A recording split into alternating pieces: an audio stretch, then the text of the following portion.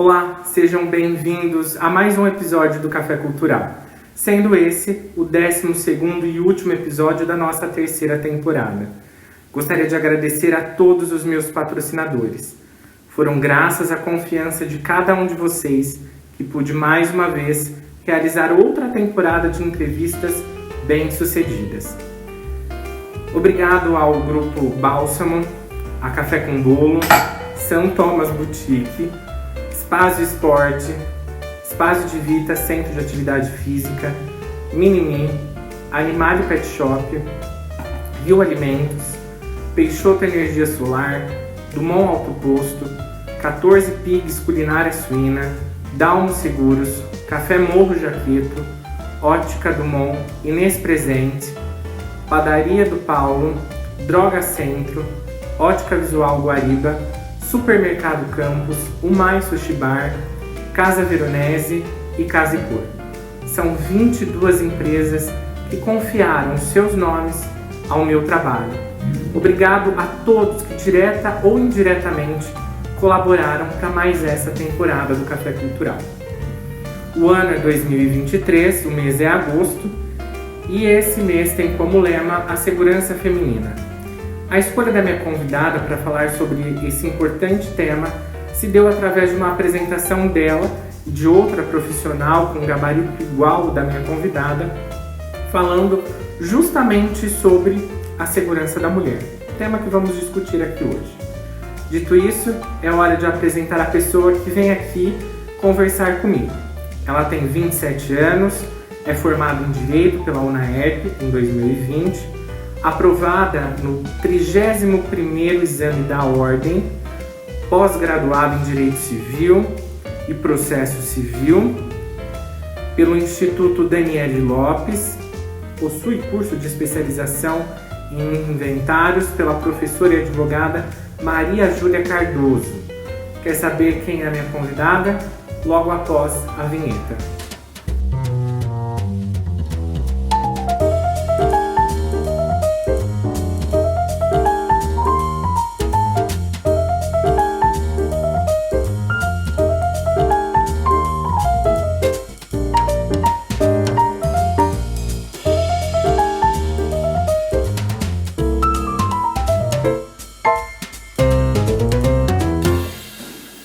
Eu converso hoje com Suzana Facchini. Suzana, obrigado por me receber, por se desprender o seu tempo aqui para tomar esse café cultural comigo. É uma honra ter você aqui.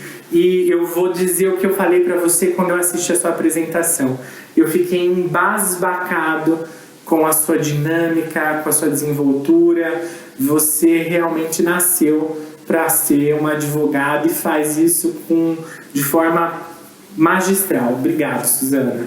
Muito obrigada, eu quem agradeço, é uma honra estar aqui, estou muito feliz de poder participar do Café Cultural, que eu assisto todos os episódios, gosto muito, e poder ajudar as pessoas também com as informações que nós vamos trazer hoje. Ótimo. Suzana, eu quero que você comece contando para mim como você escolheu a sua formação acadêmica em Direito, e mais precisamente eu gostaria de saber por que você foi, dentre as diversas áreas que existem no direito, por que você escolheu o direito da família? Bom, quando chegou o meu momento de escolher qual profissão eu seguiria, eu tive um pouco de dúvida entre psicologia e direito. Se a gente for analisar, elas estão muito interligadas. Estão correlacionadas, né? Exatamente. Tanto que tem até a ver com a área que eu escolhi de direito de família, que aqui a gente acaba sendo advogado e psicólogo, né? Uhum. Porque quando a gente lida com questões familiares, às vezes a pessoa precisa ouvir o que você tem a dizer. Então, escolhi o direito depois eu fui pensando melhor e fui para o direito. Não me arrependo, amo a minha profissão. E eu escolhi o direito de família pelo meu amor pela família, principalmente pela minha, né? Que eu sempre tive muito amor pela minha família e sempre fui aquela amiga que resolve os problemas. Quando alguém tinha um problema, sempre me ligava. Nos problemas familiares lá de casa, sempre todo mundo pedia minha opinião, pedia para que eu resolvesse algumas questões. Então já vem daí o meu amor e eu gosto muito de crianças, então também tem a ver com isso. Suzana, por que agosto é o mês da conscientização da violência feminina e por que a cor usada para essa causa é o lilás? Bom, agosto foi o mês escolhido por conta do aniversário da Lei Maria da Penha, que é dia 7 de agosto. A gente pouco escuta falar sobre o agosto lilás, ele é novo, foi inserido por uma lei de 2022, uma lei do ano passado. E então a gente pouco ouviu falar, a gente ouve muito ali sobre novembro azul, outubro rosa, né?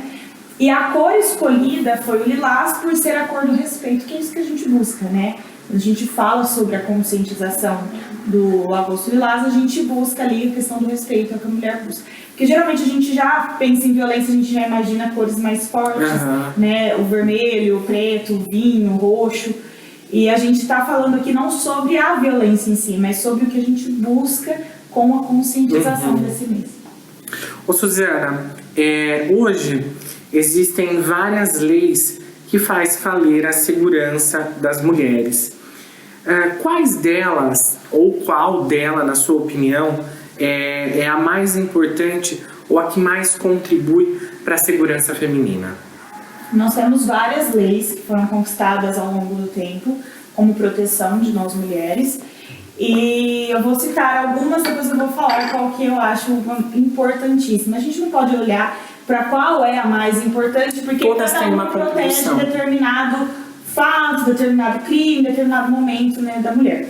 A gente tem ali a lei do feminicídio, da importunação sexual, a Joana Maranhão. Nós temos a Lei Maria da Penha, né, que é uma lei muito ampla nesse sentido de proteção da mulher.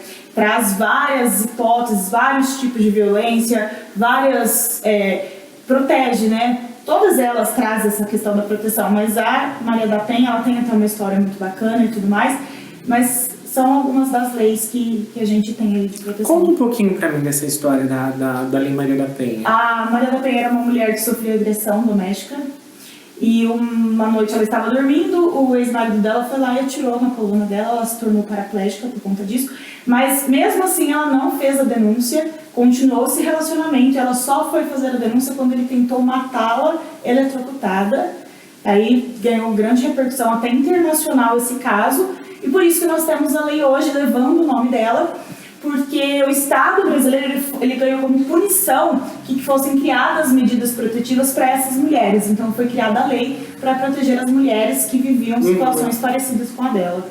Suzana, quando nós pensamos em violência, a primeira coisa que vem na nossa cabeça é a agressão física.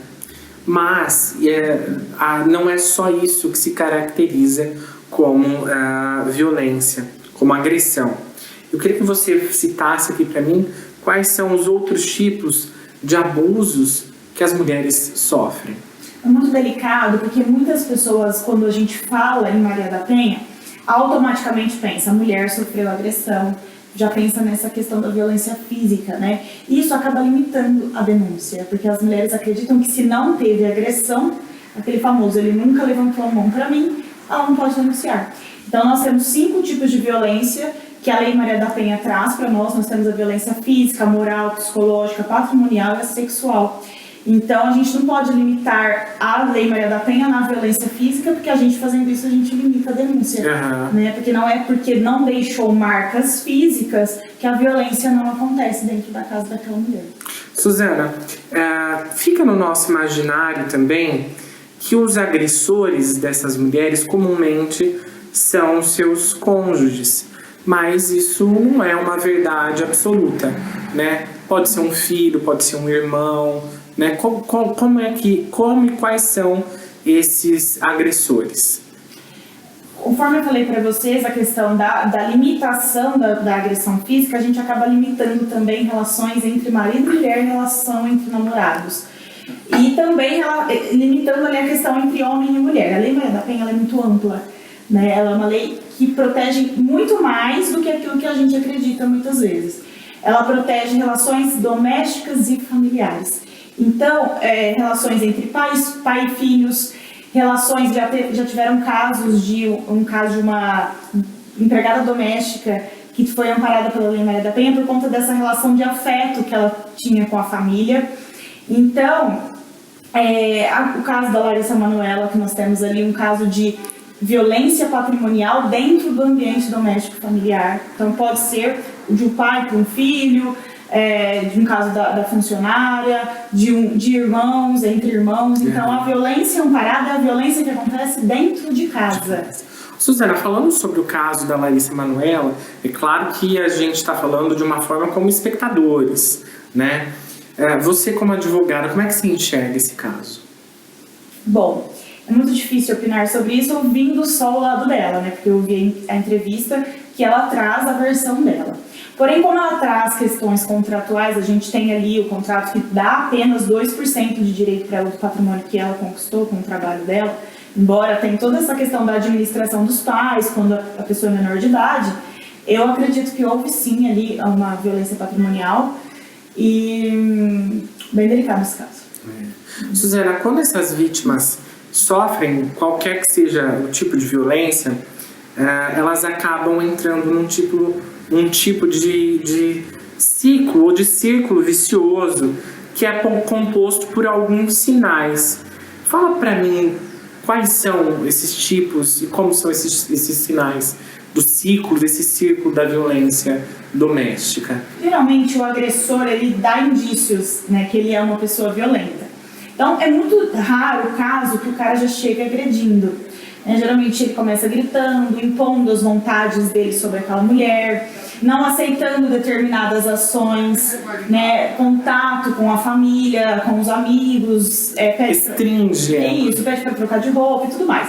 E ele vai dando indícios, aí o próximo passo é a materialização daquela violência, né, onde ele comete tanto qualquer tipo daquelas 5 que nós comentamos, e depois vem a fase da lua de mel, que ele se arrepende, promete que aquilo nunca mais vai acontecer, né, vive aquele momento de muito amor, e depois ele já vai dando indícios que tudo aquilo vai voltar a ser uma realidade, e a gente vai vivendo naquele ciclo. A mulher vai acreditando que ele vai mudar e vai vivendo. É aquela coisa assim, você apanha, você justifica porque você está batendo, e a pessoa que está recebendo a violência, ela ainda se sente culpada por estar Isso faz parte dessa violência psicológica, né? Que o agressor vai tornando a vítima culpada, e isso ela vai pegando a culpa para ela, e isso vai até limitando a denúncia também em muitos casos. Ô Suzana, você acha que durante a pandemia o número de casos de violência contra a mulher aumentou? Se você acha isso, por que você acha? Com certeza. O convívio aumentou, né? O casal ficou mais próximo. Então, para aqueles casos que já tinha violência, a violência aumentou, né? Porque muitas mulheres apanham todos os dias quando o marido chega em casa. Pensa esse marido que ficou em casa o dia todo. Ela apanha o dia todo. Apanha o dia todo. E alguns casos também que o cara tinha indícios de violento, e com aquele momento de pandemia que ele se sentiu perdido e aquela insegurança, ele desforrou toda aquela insegurança como ele já era uma pessoa violenta, ele desforra isso na mulher, né? E começa as violências, seja física, seja psicológica, e vai tornando aquele ambiente pesado, insustentável, e a gente tem ali um aumento muito significante de divórcios na pandemia.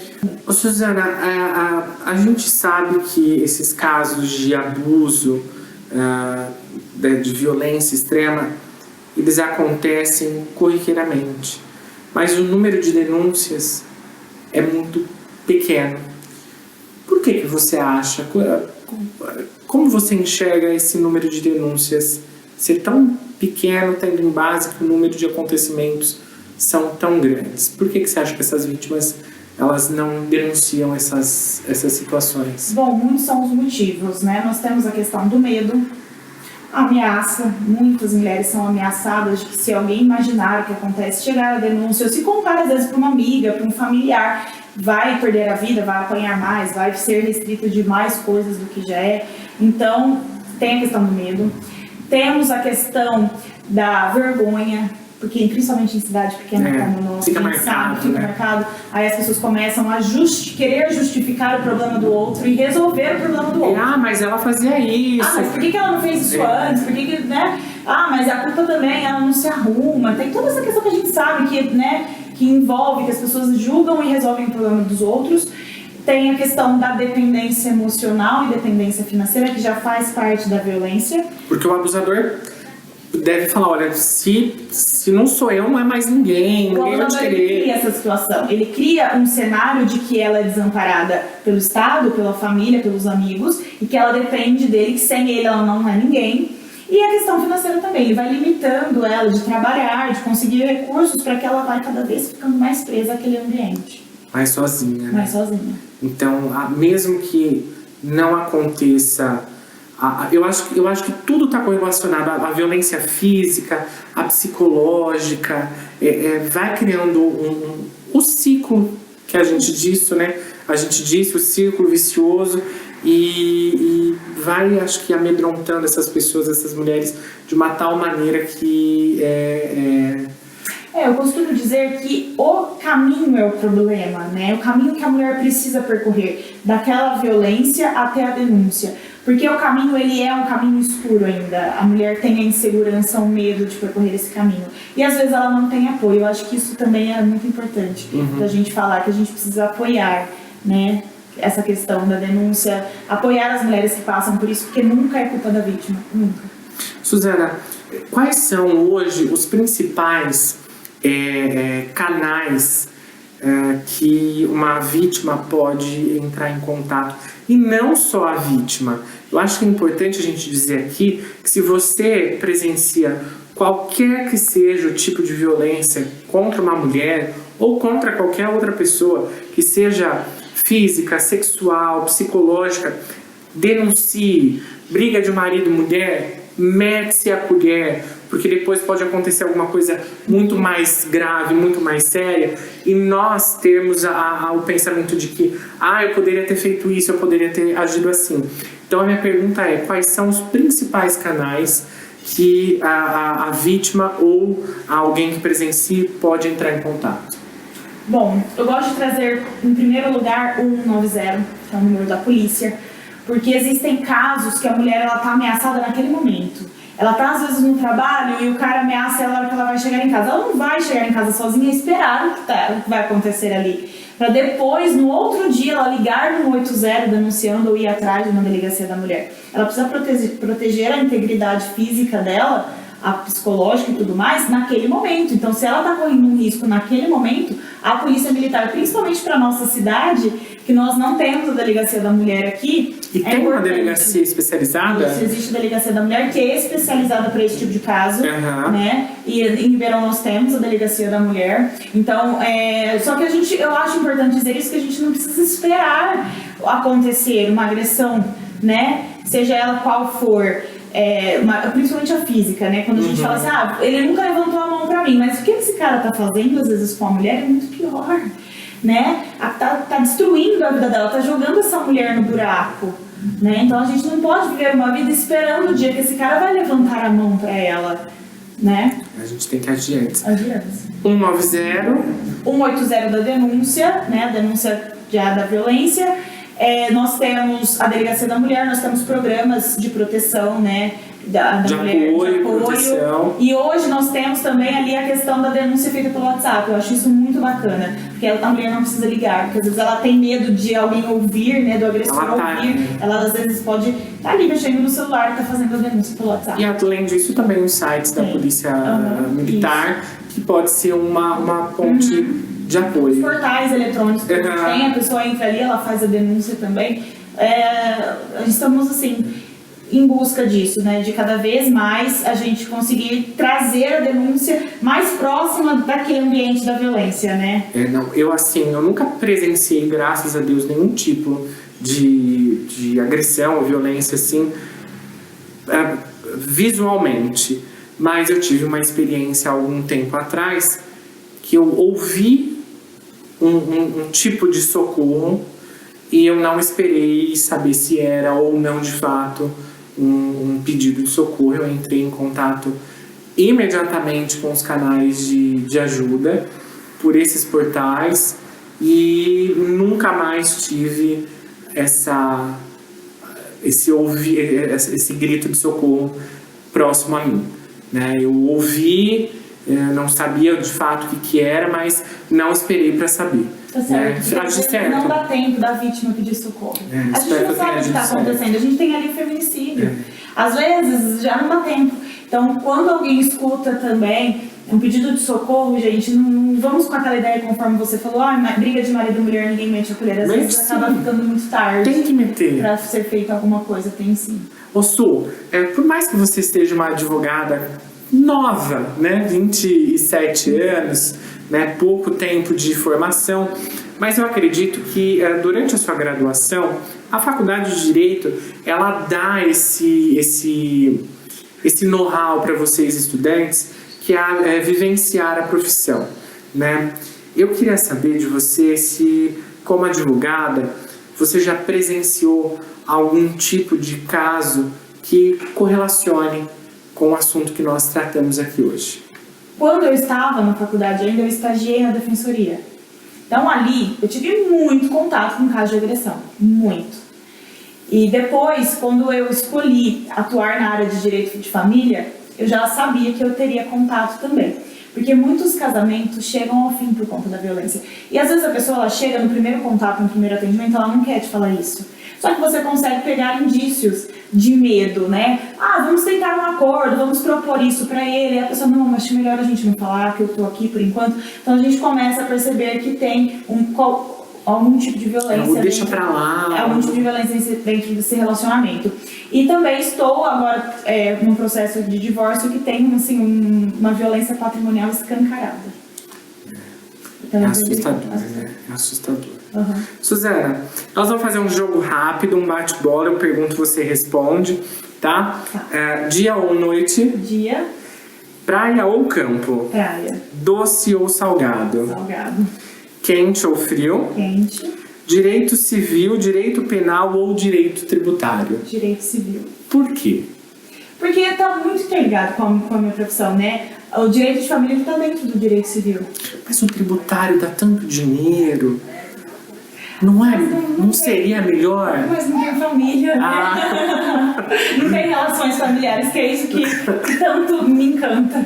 Suzana, você sente alguma emoção cívica ao ouvir o hino nacional? Sim, por 2 motivos. Quais são eles? Porque, primeiro, eu amo ouvir histórias. O meu trabalho é isso, né? As pessoas chegam, me procuram e contam as histórias. Às vezes, caso de direito de família, às vezes a gente fica horas ouvindo a história da pessoa. Conforme eu falei, às vezes a pessoa ela vem para ouvir o que você tem para falar também. Então, eu gosto muito de ouvir histórias, isso é meu desde sempre. E o hino nacional é a história do nosso país, então já me chama a atenção por isso. Tem uma letra muito rica, gosto muito. E tem a questão de ser uma música orquestrada, tem a questão da marcha que eu gosto demais. Quem não se emociona com uma música orquestrada não tem alma, né? Muito, muito lindo. Su, você é uma profissional de excelência, estudada, viu e ouviu muito do mundo e certamente verá e ouvirá muito mais do mundo. Mas o que mais te encanta na vida? O amor. O amor da família, o amor de uma pessoa pela outra, o amor por Deus, o amor pelas coisas que a gente faz, porque de tudo que a gente coloca amor, as coisas fluem muito melhor. Eu tenho prova disso, que eu quando comecei a colocar amor na minha profissão, nas coisas que eu fazia, eu senti que as coisas fluíam muito melhor. O amor tudo pode? De forma alguma. A gente precisa colocar limite em tudo que a gente faz na vida, em todos os sentimentos, em todos os momentos, em todas as relações, a gente precisa pôr limite. Inclusive no amor. Inclusive no amor, com certeza.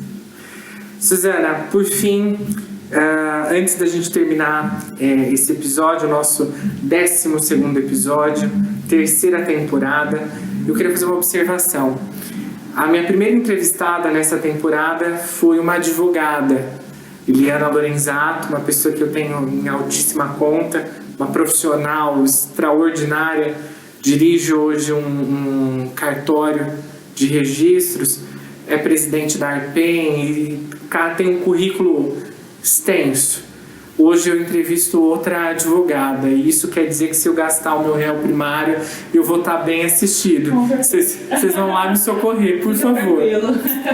Suzana, uma pergunta que você gostaria que eu tivesse feito e eu não fiz.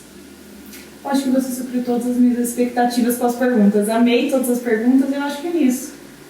Muito obrigado. Eu agradeço mais uma vez, Suzana, você por ter cedido o seu espaço, o seu tempo e compartilhar conosco essas e outras informações tão importantes. A vocês que me acompanharam durante essa terceira temporada e esses 12 episódios, meu muito obrigado.